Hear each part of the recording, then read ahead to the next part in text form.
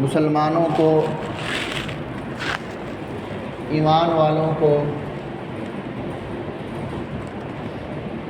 کلمہ پڑھنے والوں کو جگہ جگہ مخاطب کرتا ہے، اور اس کی جو حرکات و سکنات ہیں اس پر متنبع کرتا رہتا ہے۔ قرآن گائیڈ لائنز جاری کرتا رہتا ہے۔ قرآن کریم یہ بتلاتا رہتا ہے جگہ جگہ پر قرآن کی آیت، اور جب قرآن کریم کو جب ترجمے کے ساتھ پڑھیں گے تو ہمیں پتہ چلے گا کہ قرآن کریم نے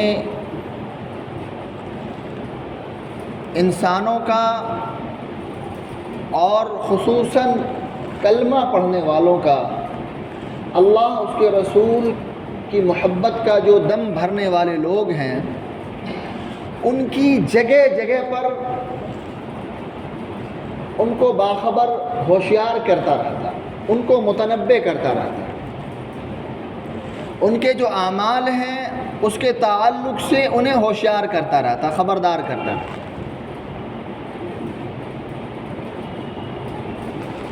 اللہ رب العزت نے جو کائنات کو جو بنایا ہے، کائنات کو اتنا خوبصورت جو سجایا، تو سجانا اور اس کائنات کو بنانا اور یہ ساری جو چیزیں ہیں، ان سب کے پیچھے اگر میرے رب کا کوئی مقصد ہے تو صرف اور صرف ایک ہے۔ وہ کیا ہے کہ جو میری مخلوق ہوگی جسے ہم پیدا کریں گے وہ میری عبادت کریں گے اور کچھ نہیں۔ میری جو مخلوق ہے وہ میری عبادت کرے گی اور کچھ نہیں، میں جو کہوں گا وہ کرے گی۔ اور جس کا ذکر خصوصاً جو قرآن کریم نے جو خاص طور پر جس کا ذکر کیا ہے، وَمَا خَلَقْتُ الْجِنَّ وَالْإِنسَ إِلَّا لِيَعْبُدُونِ، کہ ہم نے انسانوں اور جناتوں کو صرف اور صرف اس لیے پیدا کیا کہ وہ میری عبادت کریں۔ قرآن کریم میں انسان اور جنات کا خصوصیت کے ساتھ ذکر ہے، حالانکہ اللہ رب العزت نے جتنے بھی مخلوق کو پیدا کیا ہے، اس دو کے علاوہ کسی میں سرکشی نہیں پائی جاتی، کسی میں یہ جرت نہیں ہے کہ وہ اللہ رب العزت کے حکم کی خلاف ورزی کر جائے، یہ کسی میں نہیں۔ فرشتوں کی آپ بات کریں تو فرشتوں کا معاملہ ایسا ہے کہ اللہ رب العزت نے جس فرشتے کو جو حکم دیا ہے وہ فرشتے اس کام میں لگے ہوئے ہیں۔ جس فرشتے کو اللہ نے رکوع میں رہنے کا حکم دیا وہ رکوع میں ہے، جسے سجدے کا حکم ملا وہ سجدے میں ہے، جس فرشتے کو جو کام دیا گیا وہ اس کام کو لیے کھڑے، اس میں ذرہ برابر ادھر ادھر نہیں۔ مثلا آپ نے سنا ہوگا کہ جب قیامت قائم ہوگی تو قیامت کا جو اعلان جو ہوگا ایک سور پھونکا جائے گا، آپ نے پڑھا ہوگا، بچپنوں میں سنا ہوگا بہت سی کتابوں میں۔ حضرت اسرافیل علیہ السلام سور پھونکیں گے اور قیامت قائم ہو جائے گی، ساری جو چیزیں ہیں پوری دنیا فنا ہو جائے گی، پہاڑ جو ہے وہ روئے کی طرح اڑ رہا ہوگا، یہ حالت ہوگی، کوئی چیز باقی نہیں ہوگی، سب ختم، ساری چیزیں فنا ہو جائے گی، اور وہ آواز اتنی خوفناک، اتنی ہیبت ناک ہوگی کہ وہ سب ختم ہو جائیں گے، سارے مر چکے ہوں گے۔ تو اب میں بتانا یہ چاہ رہا ہوں کہ حضرت اسرافیل علیہ السلام کو اللہ رب العزت نے یہ ڈیوٹی دی ہے۔ روایت میں آتا ہے کہ حضرت اسرافیل علیہ السلام وہ جو سور ہے، وہ جو بھی چیز ہے، وہ اس کی جو بھی شکل صورت ہو، وہ ہاتھ میں لیے کھڑے ہیں۔ جب سے اللہ نے اس دنیا کو بنایا ہے ان کے ذمے یہ کام لگایا کہ تمہیں سور پھونکنا ہے، اور سور پھونکنے کے بعد دنیا تباہ ختم ہو جائے گی۔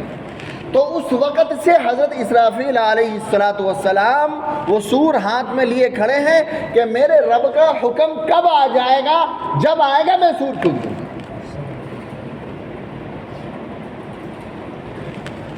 تو انسان اور جنات کے علاوہ اللہ رب العزت کی جتنی بھی مخلوق ہے ان ساری مخلوق کا معاملہ یہ ہے کہ وہ سرکشی نہیں ہے، اس میں یہ بات نہیں ہے کہ جو حکم ملا ہو اس کو نہیں کریں، نہیں کرنا تو دور کی بات ہے، اس میں ذرا بھی ادھر ادھر کر جائے یہ نہیں۔ صرف دو مخلوق ہے جس کے اندر سرکشی پائی جاتی ہے، اس کی وجوہات بھی ہیں۔ مثلا فرشتے ہیں، فرشتوں میں سرکشی نہیں پائی جاتی، انہیں جو حکم ملا ہے وہ اس حکم کو کرتے ہیں، وہ اس کے خلاف نہیں کرتے۔ کیوں نہیں کرتے؟ اس لیے کہ اللہ رب العزت نے وہ مادہ رکھا ہی نہیں اس میں، سمجھ آئی بات؟ اللہ نے وہ صفت رکھی ہی نہیں ہے کہ جو کام دیا جائے وہ دوسرا کریں، یہ ہو ہی نہیں سکتا، وہ اللہ نے وہ صفت ہی نہیں پیدا کی۔ مثلا یہ پنکھے چل رہے ہیں، ٹھیک ہے، اب اس کی ذمہ داری، اس کو یہ کام دیا گیا کہ جب اس میں بجلی جب جائے گی، کرنٹ جائے گا تو یہ چلے گا، گھومے گا، تو جب یہ ٹھیک ہوگا، اپنی حالت میں ہوگا، بجلی جانے کے بعد یہ پنکھا چلے گا، یہ نہیں ہو سکتا کہ نہیں چلے گا، یہ ہو ہی نہیں سکتا، اس کی ذمہ داری، دوسری چیز ہے ہی نہیں اس میں، اس کو چلنا ہے۔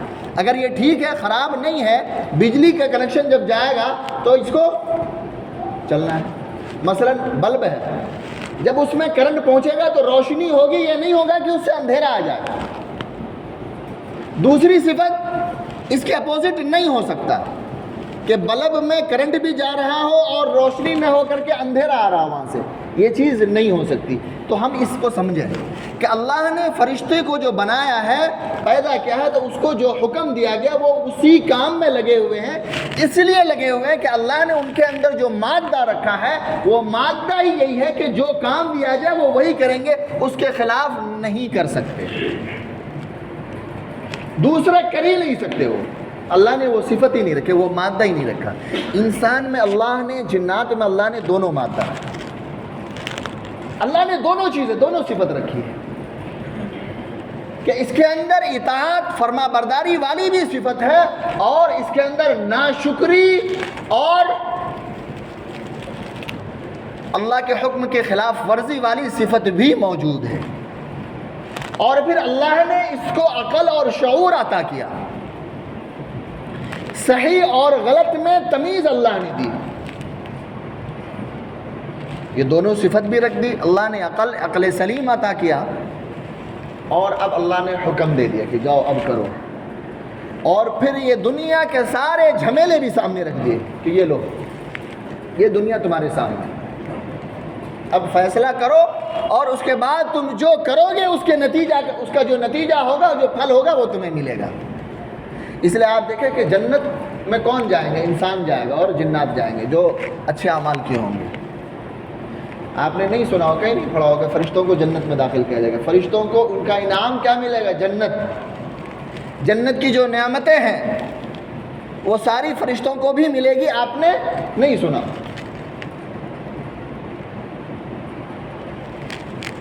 جب قیامت قائم ہوگی، قیامت قائم ہو چکی ہوگی، حشر کا میدان قائم ہو چکا ہوگا، سارے اولین اور آخرین کا اجتماع ہو چکا ہوگا، سارے جن و انس جمع ہو چکے ہوں گے، ساری مخلوق وہاں جا چکی ہوگی، سب جمع ہوں گے، سارے اولین اور آخرین جتنے آئے ہیں اور جتنے آنے والے ہیں سب وہاں جمع ہوں گے۔